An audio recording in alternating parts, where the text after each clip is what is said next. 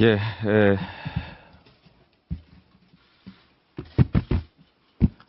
원내 대책회의를 시작하겠습니다. 오늘은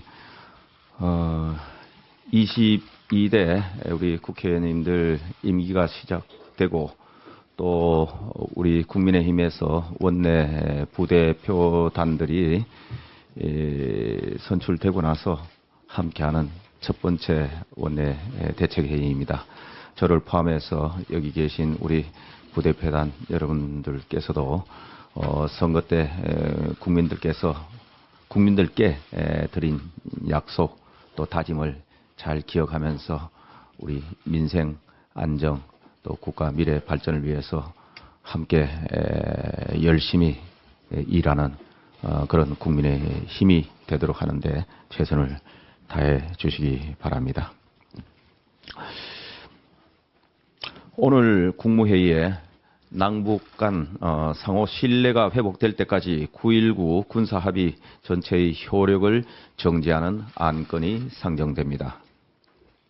이는 지난 일주일 사이에 자행된 북한의 오물풍선 살포와 GPS 교란 공격에 대한 불가피한 대응 조치로서 우리 국민의 안전을 지키기 위한 것입니다. 민주당을 비롯한 야당은 북한의 오물풍선 도발에 대한 책임을 정부 탓으로 돌린 데 이어 이번 군사합의 효력 정지에 대해서도 평화를 위협하는 조치라고 강변하고 있습니다. 도대체 어느 나라의 정당인지 알 수가 없습니다. 9.19 군사합의의 역사는 북한의 합의 위반의 역사입니다. 북한은 합의 체결 이래 수천 차례에 걸쳐 크고 작은 규모로 합의를 위반했습니다. 야당은 북한의 수천 번에 걸친 위반에 대해서는 생색용 비판에 거치고 정부의 몇 차례 단호한 조치에 대해서는 적대국 대하듯 비난을 퍼붓고 있습니다.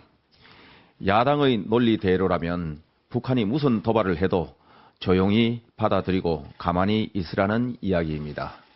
국민의 안전에 위협이 오면 즉시 대응하는 것이 제대로 된 정부입니다. 민주당은 북한과의 대화를 주장하지만 문재인 정부 때 북한 정권과 아무리 대화를 해도 심지어 굴종을 해도 북한은 도발을 멈추지 않고 오히려 온갖 미사일 실험을 했습니다. 북한이 개성 남북 공동연락소 건물을 폭파해도 제대로 입도 번긋 못했으면서 무슨 대화를 운운하는지 실소를 금할 수 없습니다.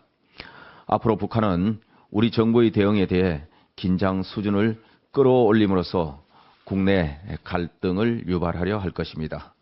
지금과 같은 야당의 정부 비난은 이미 김정은 정권의 전략에 말려든 것임을 야당은 유념해야 할 것입니다. 북한의 오물풍선 살포 등과 같은 도발로 인해 차량 파손 등 우리 국민의 피해가 발생하고 있으나 현재 별도의 보상을 위한 법적 근거가 마련되지 않아 피해 복구 지원을 하지 못하는 실정입니다. 이에 우리 국민의힘은 피해 보상의 법적 근거 마련을 위한 민방위 기본법 개정을 추진하고자 합니다.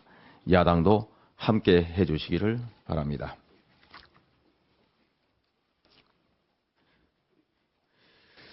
민주당이 어제 쌍방울 불법 대북 송금 사건을 수사하고 있는 검찰을 수사하겠다며 대북 송금 검찰 조작 특검법을 발의했습니다.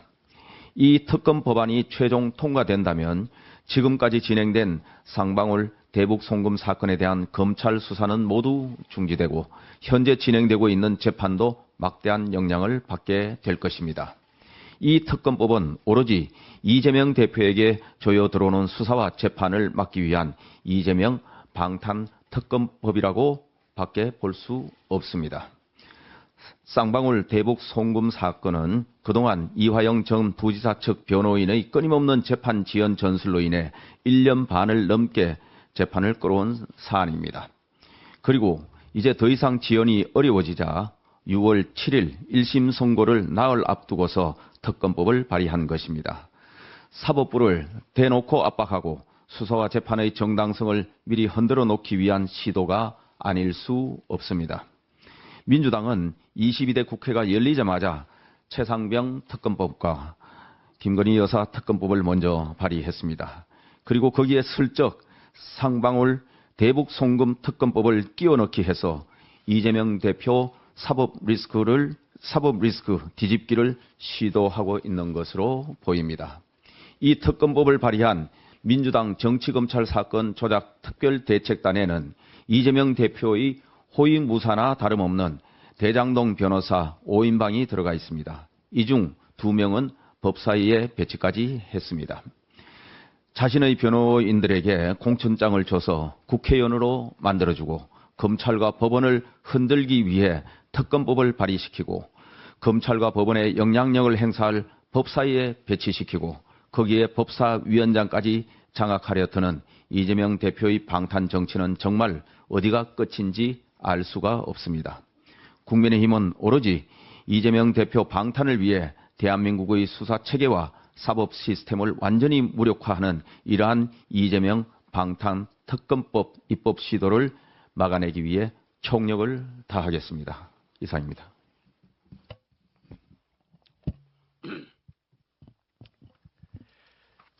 북한의 오물풍성 살포는 국제사회에서 유례가 찾기 힘든 저급하고 엽기적인 도발 행위입니다. 민간단체의 대북전단 살포를 위축시키고 국론 분열을 시도하려는 북한의 기만 전술입니다.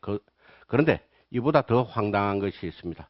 북한의 엽기적 도발, 기만 전술 앞에 대화를 운운하고 있는 민주당 이재명 대표입니다. 어제 최고위에서 이 대표는 대남 오물투척, 양자가 다 문제 있다. 이상한 행동을 서로 하지 않게 대화로 문제를 풀어가야 한다고 주장을 했습니다. 이 대표의 주장은 사실상 북한 주민은 극도의 궁핍에 빠뜨리면서 국가 자산은 핵개발에 탕진하는 독재 정권 그리고 국제사회 규범을 정면으로 어겨가며 오물이나 띄워보내는 비상식적 김정은 정권과 신사협정을 맺으라는 것입니다. 대한민국 어느 국민도 이재명 대표의 주장에 동의를 하지 않습니다. 오히려 분노하고 있습니다. 북한의 2차 오물풍선 살포 이후 우리 정부는 신속히 대응 조치를 논의하여 북한이 감내하기 힘든 조치들에 착수할 것임을 공표했습니다. 그러자 북한은 바로 오물풍선 살포를 잠정 중단하며 전단 재살포 시 오물풍선을 살포하겠다고 발표를 했습니다. 우리 정부의 신속하고 단호한 모습에 적잖이 당황했다는 의미입니다. 나아가 우리 정부는 9.19 군사합의 전체 효력을 정지시키는 안건을 오늘 국무회의에 상정할 예정입니다. 이러한 조치는 우리 법이 규정하는 절차에 따른 정당하고 합법적인 것으로 북한의 도발에 대해 보다 충분하고 즉각적인 대응 조치를 가능하게 해줄 것입니다. 윤석열 정부는 두려움에 굴복하지도 않고 가짜 평화를 구걸하지도 않을 것입니다. 오직 우리 국민들이 안심하고 생업에 종사할 수 있도록 빈틈없는 안보 태세를 유지하면서 국민 안전에 만전을 기해 나갈 것입니다. 한 가지 더 말씀드리겠습니다. 오늘과 내일 이틀간 한 아프리카 정상회의가 우리나라에서 열립니다. 아프리카 연합 55개 회원국 가운데 쿠데타 등으로 제재를 받는 나라를 제외한 48개국이 우리의 초청에 응했고 이 중 25개국에서는 국가 원수가 직접 참석할 정도로 높은 관심을 보였습니다. 그만큼 국제사회에서 우리나라의 위상이 높아졌음을 보여준다고 하겠습니다. 우리나라가 아프리카와 역대 최초로 그리고 최대 규모로 다자간 정상회의를 개최하는 것을 진심으로 환영합니다. 윤석열 정부가 출범 초기부터 강조해온 대아프리카 외교가 드디어 오늘 활용 점정을 찍었다는 점에서 그 의미가 더욱 각별합니다. 모쪼록 최고위급으로 격상된 대화를 통해 상호 협력의 기반을 공고히 다져 나아가기를 바람하지 않습니다. 아프리카와의 협력은 우리 경제를 위해서도 선택이 아닌 필수입니다. 코발트, 니켈, 리튬 등 4차 산업의 핵심 원자재의 보고로서 세계 광물 자원의 30%를 보유하고 있을 뿐만 아니라 항만, 도로, 공항 등 인프라 건설에 대한 수요가 매우 높고 아프리카 대륙 14억 인구 중 60%가 25세 이하일 정도로 한마디로 성장하는 대륙 발전 가능성이 무궁무진한 대륙입니다. 우리나라로서도 안정적인 공급망 확보와 우리 기업들의 진출시장 확대를 통해 미래 성장 동력을 확충하고 중장기적으로 국익에 크게 기여할 것입니다. 이는 아프리카 입장에서도 역시 마찬가지입니다. 대한민국의 고속 성장 스토리와 뛰어난 기술력 그리고 인프라 역량은 아프리카의 경제 발전 욕구를 자극하는 촉매제가 될 것입니다. 반세기 만에 원조받는 나라에서 원조 주는 나라로 탈바꿈한 유일한 우리 대한민국의 경험과 노하우는 아프리카의 자기 주도적 발전을 돕는 훌륭한 자양분이 될 것이라고 믿어 의심치 않습니다. 이번 정상회의 슬로건처럼 한국과 아프리카가 함께 만드는 미래가 활짝 열리기를 바라고 외교 지평과 경제 영토가 더 넓혀지는 계기가 되기를 기원합니다. 이상입니다.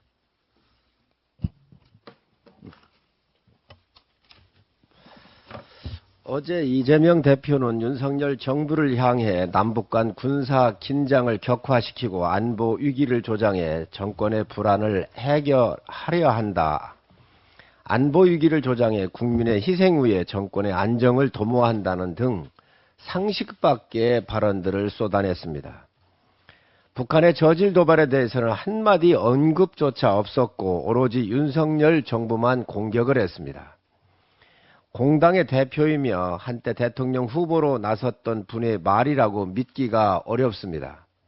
지금 당장 사과하시기 바랍니다. 대북 전단 살포로 대남 오물 투척이 촉발됐다는 취지의 주장은 조선중앙통신 서울 지국장 같아 보입니다. 오물 투척으로 우리 국민들이 피해를 받는데 도발한 북한의 입장에서 발언을 하고 있는 것 같습니다. 대북전단은 정부가 아닌 시민단체가 자발적으로 보낸 것을 모르십니까? 문재인 정권 당시 대북전단 금지법을 입법 강행을 했었지만 국제사회의 비난을 받았을 뿐만 아니라 헌법재판소에서 우연 판결을 받았습니다. 이재명 대표는 정말 이런 사실을 모릅니까? 북한의 심기를 건드릴까 두려워 정부가 나서서 시민단체의 손발을 묶어야 한다는 논리입니다. 긴장을 낮추자는 말엔 일리가 있습니다. 그러나 한반도 긴장은 늘 북이 먼저 도발한 것이 원인이었습니다. 핵을 개발한 것도 ICBM 발사를 한 것도 민간 어선에 대해서 GPS 교란한 것도 북한이 먼저 한 것입니다. 안보엔 상대가 있는 것입니다. 굴종으로 평화를 살 수는 없습니다. 이재명 대표가 대통령의 제2요구권 행사는 위헌행위라고 주장을 했습니다. 탄핵 정국으로 몰아가려는 교묘한 술책입니다. 헌법 제53조 2항에 따른 대통령의 정당한 제2요구권 행사가 어떻게 위헌이란 말입니까? 정말 대통령께서 위헌을 했다면 이재명 대표가 가만히 있었겠습니까? 이미 헌법재판소 제소와 촛불 선동에 여념이 없었을 것입니다. 국회법과 헌법 정신을 짓밟고 있는 것은 이재명 대표와 민주당입니다. 민주당은 정략적인 목적으로 여야 합의 원칙을 무시하고 단독으로 특검법을 통과를 시켰습니다. 또한 22대 국회를 특검 전국으로 몰아가며 국회 상임위원장 독식을 공언하고 있습니다. 여야 합의 없이 일방 처리된 법안에 묻지마 서명을 하라고 행정부 수장인 대통령을 협박하는 거야말로 입법부의 갑질이고 상권 분립 헌법 정신의 위반입니다. 국회 다수 의석이 헌법 위에 있지는 않습니다. 민주당은 어떻게든 대통령과 행정부의 꼬투리를 잡아 탄핵을 획책하고 있습니다. 장관과 검사에 대한 탄핵권도 적극 활용을 하겠다고 합니다. 국회의원 한 사람 한 사람은 헌법기관으로서 국민과 자기 양심을 걸고 헌법을 준수하겠다는 선서를 합니다. 하지만 지금 민주당과 범야권은 헌법기관으로서의 최소한의 양심과 도덕성, 국민과 민생에 대한 책임은 전혀 찾아볼 수가 없고 자신들의 사법 리스크 방탄에만 눈이 멀어 있습니다. 이래서야 국회가 민생을 논할 수 있겠습니까? 22대 국회가 민생을 외면하는 최악의 국회로 기록되지 않으려면 민주당은 방탄용 특검 탄핵 열차를 멈추고 민생 열차에 올라타시기 바랍니다. 네. 내일 민주당을 위한 본회의가 열립니다. 4년 전 민주당은 1967년 7월 10일 단독 개원 이후 50여 년 만에 새 역사를 쓰며 단독 국회를 열었는데 이번에도 입법 독재의 전통을 이어가는 것입니까? 우리 당은 원 구성 협상에 성실히 임했습니다. 21대 국회도 지금의 국회와 상황이 비슷한 여소야대의 상황이었습니다. 따라서 우리 당의 입장은 그때와 마찬가지로 운영위, 법사위, 과방위 등을 비롯한 7개 상임위를 운영하는 것입니다. 민주당은 이것을 빼앗겠다는 것입니다. 국회의장과 법사위원장은 동전의 앞뒷면과 같습니다. 국회의장과 법사위원장을 모두 장악했던 21대 전반기 임대차 3법이 일사천리로 통과되어 부동산 시장이 붕괴되고 전세 대란이 일어나고 결국 전세 사기가 창궐해 오늘에 이르렀다는 것을 우리 모두 기억하지 않습니까? 제2당의 법사위원장이라는 브레이크가 빠지면 결국 국민이 불행해진다는 사실을 다시 강조하고자 합니다. 정치인은 말보다는 발을 보라고 했습니다. 우리 당은 국회가 개원하자마자 5개 분야 31개 민생 공감 대책을 내놓았습니다. 그런데 민주당은 3개 특검법을 차례로 발의했습니다. 민주당의 의도가 점점 선명해 보입니다. 말로는 민생을 떠들지만 실제로는 정부를 흔들고 당대표를 지키려고 하는 것입니다. 특히 대북송금 특검법은 1심 판결이 불과 나흘을 앞둔 상황에서 발의됐습니다. 여기서 피고인이 유죄를 받는다면 공범으로 적시된 이재명 대표도 이제 사법 판단을 받게 되는 것입니다. 이런 상황에서 특검을 발의한 민주당 의원들은 이른바 대장동 변호사들입니다. 민주당 의원들에게 국민의 세금인 세비로 수임료를 지급하는 것이라는 말이 나오는 까닭입니다. 민주당은 정량만 앞세우지 말고 정책을 챙기십시오. 국민이 두렵지 않습니까? 저는 지난 6월 1일 연평도를 다녀왔습니다. 북한의 GPS 교란으로 어민들은 투망을 할 어장을 찾지 못해 알지 못하는 사이에 또 북한으로 넘어갈 것을 우려해서 어로 활동을 하지 못했습니다. 올해 1월에도 백령도와 연평도 북방 일대에 200여 발 이상 해안포를 사격하는 등 연이은 도발을 이어왔습니다. 이처럼 수많은 도발을 이어온 북한은 지난해 11월에는 국방성 성명을 통해 일방적인 군사합의 중지를 선언하기까지 했습니다. 언제까지 우리는 참아야 합니까? 평화를 위해서는 전쟁을 준비해야 한다는 말이 있습니다. 문재인 정부가 평화를 위해서 평화를 준비하는 동안 결국 우리에게 돌아온 것은 오물폭탄 아니겠습니까? 지금 국회에 특검이 풍년입니다. 정작 필요한 특검은 왜 우리 남북 연락사무소가 폭파됐는지, 우리 해수부 공무원이 불에 타 죽을 동안 대한민국 정부는 과연 무엇을 했는지, 북한 어민이 질질 북으로 끌려가는 인권 탄압을 당했을 때 어떠한 결정이 이루어졌는지 하는 것을 밝히는 것이 아닐까요? 우리의 평화는 우리의 굳건한 안보 바탕 위에 지켜져야 합니다. 네, 다른 발언 있습니까? 기공개로 전환하겠습니다.